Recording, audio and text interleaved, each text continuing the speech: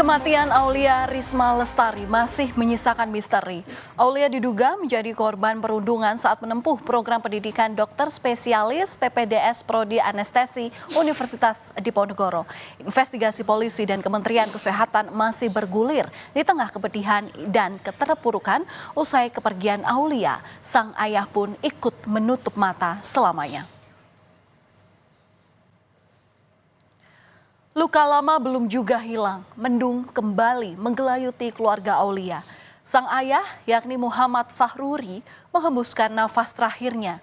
Hanya berselang 15 hari setelah putrinya ditemukan meninggal dunia di kamar indekosnya yang ada di kota Semarang, Jawa Tengah.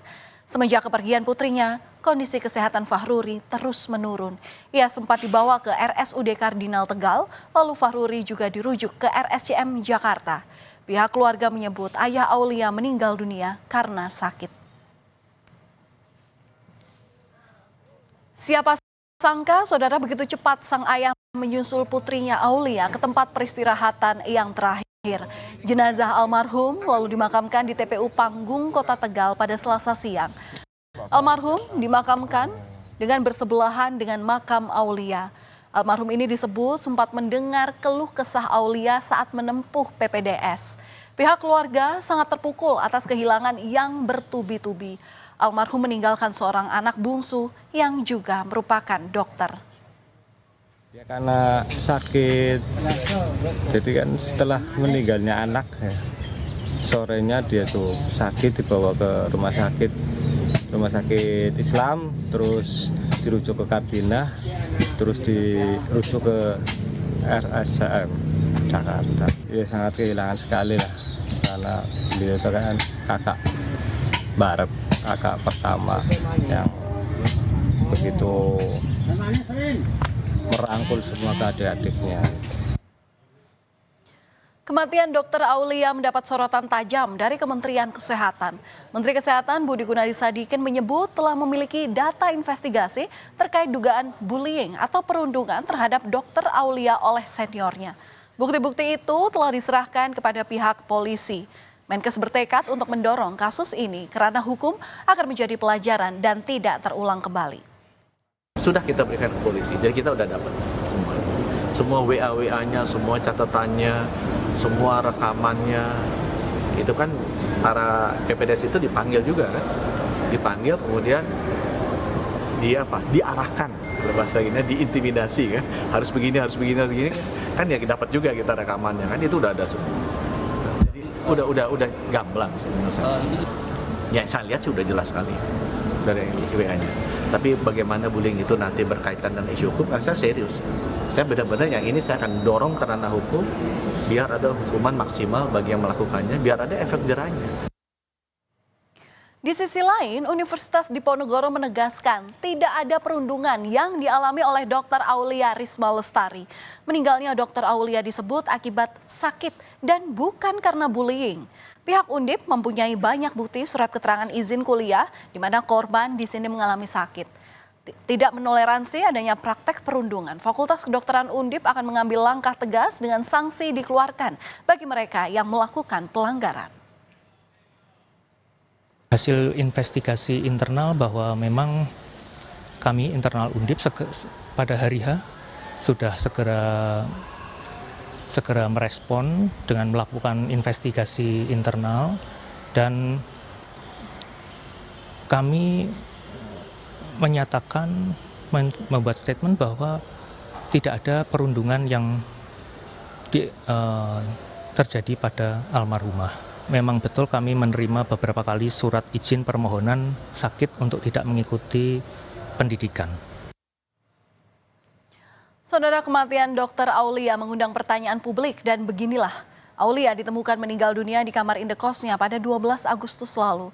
Semuanya berawal dari kecurigaan sang kekasih yang tak bisa menghubungi Aulia.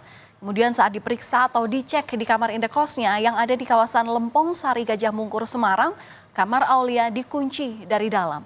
Ibu indekos tak bisa membuka pintu dengan kunci cadangan karena kunci menggantung dari dalam.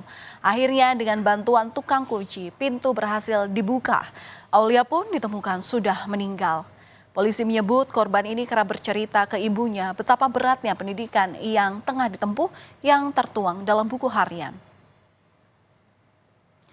Lalu berembus kencang dugaan bunuh diri. Pasalnya, dari penyelidikan sementara saat olah tempat kejadian perkara, polisi menemukan jarum suntik yang masih ada cairan yang diduga merupakan obat anestesi. Diketahui obat keras itu tidak boleh disuntikan secara langsung ke tubuh, melainkan harus melalui infus. Polisi juga menemukan kejanggalan lain. Pasalnya, dosis obat itu melebihi aturan, yakni sekitar 3 ml. Salah satunya adalah jarum suntik, yang dimana jarum suntik tersebut ini masih ada isinya sekitar berapa cc, yang dimana yang disuntikan ke dalam tubuh korban sendiri ini adalah yang diduga adalah obat anestesi ini sendiri. Ini sebenarnya ini obat keras, yang dimana ini merupakan obat harus resep dokter, yang dimana penggunaannya informasi yang kami dapat itu tidak langsung disuntikan ke dalam tubuh manusia. Berbeda dengan hasil penyelidikan sementara polisi bahwa korban ini diduga bunuh diri oleh pihak keluarga dengan membantah. Kuasa hukum keluarga korban menjelaskan almarhumah ini memiliki riwayat penyakit saraf terjepit yang jika kelelahan akan terasa sakit. Dalam keadaan darurat, almarhumah menyuntikkan obat anestesi ke dirinya sendiri untuk mengurangi rasa sakit itu. Yang meninggal dunia karena bunuh diri itu tidak benar sekali.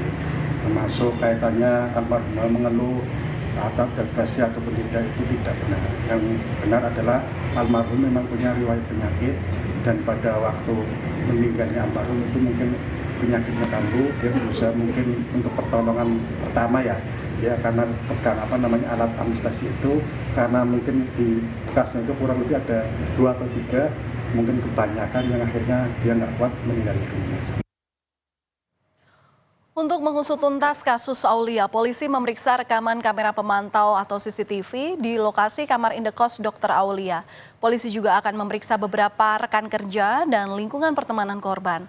Selain itu, polisi juga datang ke rumah korban yang ada di Tegal untuk mencari catatan tulisan tangan Aulia supaya bisa dicocokkan dengan catatan yang ditemukan di tempat kejadian perkara.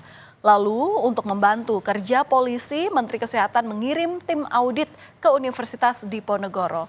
Investigasi juga dilakukan oleh Ikatan Dokter Indonesia. Saudara, kasus yang menimpa Aulia memunculkan dugaan praktek perundungan memang terjadi di lingkup pendidikan kedokteran. Menteri Kesehatan Budi Gunadi Sadikin menyebut beberapa bentuk bullying terhadap peserta PPDS. Menkes bilang salah satunya jika di ruang operasi PPDS yang bekerja, sedangkan dokternya hanya datang 5 menit pertama lalu ditinggalkan. Sehingga patient safety menjadi isu. Disinggung soal kedok dan dalih membangun ketahanan mental, Menkes menegaskan banyak cara untuk melatih mental tanpa harus dibully. Terbaru, Saudara, Fakultas Kedokteran Universitas Padjadjaran memecat 2 dokter residen senior yang diduga melakukan perundungan terhadap juniornya di Rumah Sakit Hasan Sadikin, Bandung. Data kajian etik dan hukum perundungan oleh dosen atau konsulen kepada peserta didik Fakultas Kedokteran Unpad ini mengungkapkan adanya fakta dugaan perundungan. Fenomena bullying mulai terdeteksi pasca COVID-19, di mana Fakultas Kedokteran Unpad ini juga membenarkan di dalam perundungan tersebut ada unsur pemerasan. Sehingga perkara ini termasuk dalam perundungan kategori berat. Jika diinvestigasi oleh tim, kita dapatkanlah 2 pelaku bullying yang kita anggap ini berat gitu. Sehingga kita putuskan untuk di stop studinya. Karena kalau pada proses pendidikan aja sudah seperti itu, bisa kita bayangkan kalau nanti menjadi seorang dokter spesialis di masyarakat kan begitu ya. Sehingga kita dengan tegas, karena kita memang komitmen untuk memberantas ini, kita putus studi. Saudara, hasil investigasi Kementerian Kesehatan atas kasus kematian Aulia telah diserahkan ke polisi. Tidak ada toleransi atas praktek perundungan dalam bentuk apapun dan dimanapun. Tidak hanya membahayakan keselamatan korban, perundungan di lingkungan kedokteran dapat berimbas buruk ke layanan kesehatan bagi masyarakat.